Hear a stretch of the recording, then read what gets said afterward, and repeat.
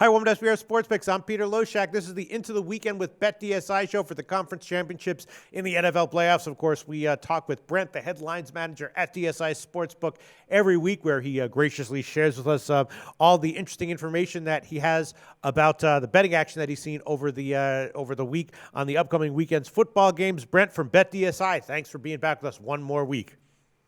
Good to be with you once again, Peter. Okay, really appreciate it. Now, the first thing I want to ask about is the 4 games last week, because everyone was talking about how it was a particularly bad week for the books and that the public was actually on both of the underdogs that wound up winning outright on Sunday, Green Bay and Pittsburgh. Is that true? Is it a big losing week for you guys last week? Yeah, it was a bad week, like quite Really? bad. Yeah. Okay. I mean, anytime if you take a look at things and I mean from our perspective, I mean we needed Dallas. We needed Kansas City. Wow. We needed Seattle, and we needed Houston. Huh. And so you take all of those teams and then factor it in with the totals. That all went over except for the Pittsburgh one, which is really a non-decision for us. That just makes everything even worse. I mean, the favorite in the over or the public side on the over obviously is never good for us. So yeah, it was a bad weekend all around. And also if you look at the how close some of the games were in terms of like the Dallas, for example, teasing both sides. Pittsburgh, KC teasing both sides. I mean even Houston, New England, because of the spread high it was teasing both sides worked out quite well. So that never helps either. Right, but in general, you're usually prepared for this every year because you know that it's a small amount of games that could have quote-unquote disastrous results that are going to take a ton of betting action. So you're kind of prepared each year, and there's no way that there could be a result that would just sink you or any other sports book, or is that not the case? No, not at all. I mean, not even close. I mean, a bad week is a bad week, but right. It maybe takes like 1 week, maybe 2 weeks to make it back. So it's never right. It's never doom and gloom. I mean, you always hate to lose and stuff like that, but it's going to happen, of course, and obviously it did last week. And I mean, if you look at these games this weekend as well, I mean the line's sitting at 5 and 6 basically the two numbers. So if people are teasing both sides of those games, getting Sure. like double digits or making taking favorites down to a pick or +1, and the totals do whatever they do close enough, it won't be a great weekend for us. I mean, if someone blows another team out, that'll be very good for us. All right, so just one more quick question about the games last week. Were you surprised that you wound up needing the favorites in both of the Sunday games? Was that because the public was on Green Bay and Pittsburgh, and was that a rare, unusual circumstance for you guys to be in? Yeah, I mean, I would say unusual, but for us, in terms of having our customer base betting Green Bay all the time and our customer base betting Pittsburgh all the time, it really wasn't a surprise at all. I mean, I knew that I was going to be the lowest number on the board with Kansas City simply because, the Pittsburgh, nostalgia with that Roethlisberger and all that kind of stuff. I just knew our guys were going to bet Pittsburgh, and they did. And, I mean, Rodgers is easy to get behind Green Bay the way he's been going. He's been lights out. And, I mean, I have to admit, it wasn't a great result for us. Obviously, Green Bay winning and stuff like that, but it was interesting to watch Aaron Rodgers out there because he Sure. just, I mean, even when he scrambles, it's almost like he's scrambling in slow motion. Just everything just kind of unravels for him, and he sees everything right now. It's you hear about that in in hockey and goalies seeing the puck like it's a beach ball, and baseball batters hitting the ball like it's a beach ball or whatever. And Rodgers just everything seems to be like in slow motion for him right now, and he's just going so well right now. It's tough to root against him, but we're probably going to have to this weekend as well. All right. Well, you don't seem too shell-shocked, Brent. So let's talk about the Sunday, January 22nd Conference Championships. Talk about the first one, Green Bay. Actually, before we talk about the spread, let's just quickly touch on the total. A massively high total, right? Between 60 and 61 market-wide. If you look at their recent results, though, the total does make some sense. Normally, the public loves to bet the over. Is the public betting over here? And did the sharps touch this any which way? Yeah, I mean, this total, I mean, you look at it and you just kind of think like, this is just like, when was the last time you saw a number in the 60s in a playoff game? I don't know if it ever happened. Or even in the regular season. I don't remember seeing one in the regular season. Yeah, in the regular season, yeah. I mean, maybe or something like that, but I don't know. And then again, you look back at these two teams and how I mean, the Atlanta offense and Ryan is playing fantastic as well as Green Bay's offense, of course. These two teams already did play this year, and they put up 65 points. So it's kind of like, well, wait a second, maybe the 61 isn't crazy at all. To get to the bet count and the money that we have taken so far, I do have a wager count of about 3-1 favoring the over. No surprise at all. So the public is definitely betting the over on this game. I've only got one sharp involved, and it was just one bet on the under 61, but it was just like not even a blip on the radar in terms of moving the number at all. We're sitting at 61 still. I still got about twice as much money in terms of dollar volume favoring the over, and I still got a wager count of almost like 3-1 favoring the over. So, as it stands right now, if I would say someone asks where's your next move going to be, based on the action that we have right now, it's going to be towards the over. Now, one sharp guy coming back in on the under could change all that in a heartbeat. Mm-hmm. But you're saying a list guy did actually come in on the under at one point. This guy came on the under 61, and like I said, it didn't really. It didn't even measure on the scale just because there's so much more money on the over.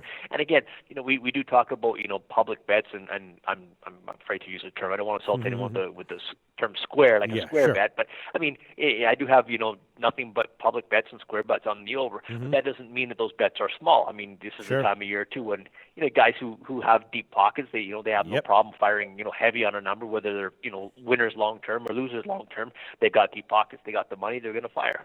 All right. One line that has seen movement, though, is the spread in favor of Atlanta, right? It opened at about 4 market wide, been slowly creeping up all week long. Now it's up to 5 or 5.5. Not seeing any 6s, though, but clearly money coming in on Atlanta. Is that public money, or was that actually sharps who hit Atlanta early in the week?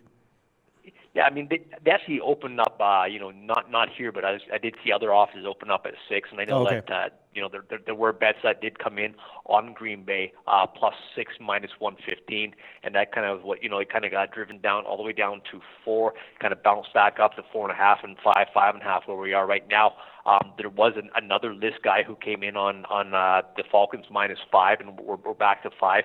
But again, it's a game where I've got twice as many bets on Green Bay, so the public is still betting. Green Bay, and I've got kind of divided action in terms of sharps. Now, the +6 -15 on Green Bay was what we'll call a pseudo sharp.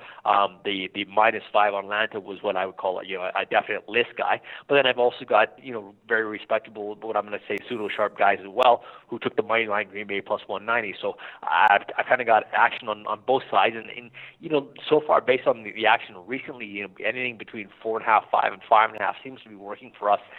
Again, the count, if I favors the over, almost like twice as many bets on Green Bay. If I look just at my straight bets, I actually do have more money on Atlanta. If I factor in the straight bets, parlays, and teasers, I've got a little more money on Green Bay. So this is pretty much as even and split as a game can be. All right, now let's move on to Pittsburgh and New England. The public was on Pittsburgh last week and cashed with it, so nice job, public. Congratulations there. But we know that the public pretty much bets New England blindly week in and week out. Is that what they're doing here against Pittsburgh as a favorite?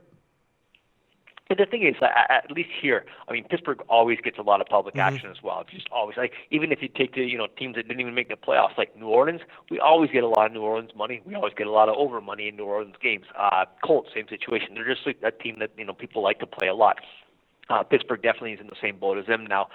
The Patriots are probably on the king of the hill in terms of getting public action. So I do definitely have more money on New England, more wager count on New England as well. Probably about not quite 2.5 times as many wagers, but about 1.5 times as many wagers on the Patriots. Right now we are sitting at 6 -115. Yesterday we were at 6 flat. So it's kind of slowly creeping up. This game, too, I've got sharp guys, list guys on both sides of this game. I have sharp money that came in on New England -5.5, and sharp money came on Pittsburgh +6 -05. Now, even though I did take sharp action both ways, even the +6 -05, and I'm still at +6 -05 simply because I still have, you're looking just straight bets, it's actually almost like twice as much money. It is 2-1, the amount of money I have on New England. Now, when I look at the parlays and teasers stuff, then it's like 1.5. So I'm getting, good action both ways. I've got sharp action both ways. So it's a game right now where I'm looking at that. It's mostly public money that's driving the number to New England, going from 6 where it was yesterday to 6 -115 where it is right now. Total as well. I mean, no surprise that I've got a whole lot more money on the over. Twice as many bets on the over, and almost not quite twice as much money on the over, but you definitely favoring the over. Now, yesterday we were at 51, and just in the last 24 hours, I have got some bigger bets coming in on the under. Not list guys, but guys who have deeper pockets and fired max wagers on the under. So we have gone from 51 to 50.5 right now, based on the bigger bets that have come in on the under just recently. But I don't have sharp action either way. And again, if I look at the line movement on this game, we did open up at 51. This is like back on Sunday we opened at 51. Now yesterday we were still 51, so that obviously worked for us. Now we had gone down to 50.5 and even down to 50, back up to 50.5, back up to 51. Now we're back to 50.5. So at least as of right now, the total the number seems like it was a solid number for us in terms of being 51. Yeah, we moved all the way down to 50 full point, but gradually worked down. Now we're gradually working our way back up, like it seems. So we're kind of back and forth between 51 and 50. Again, unless some sharps all coming on the same way, I can't see that changing much either. All right, there you have it. Two-way sharp action on the side in Pittsburgh, New England. Brent from DSI Sportsbook, thanks so much as always. And I guess we'll talk to you next week for the first week of betting for Super Bowl 51. Thanks so much, Brent. Go to SBRodds.com. Browse, compare, and shop live odds available at top online sportsbooks.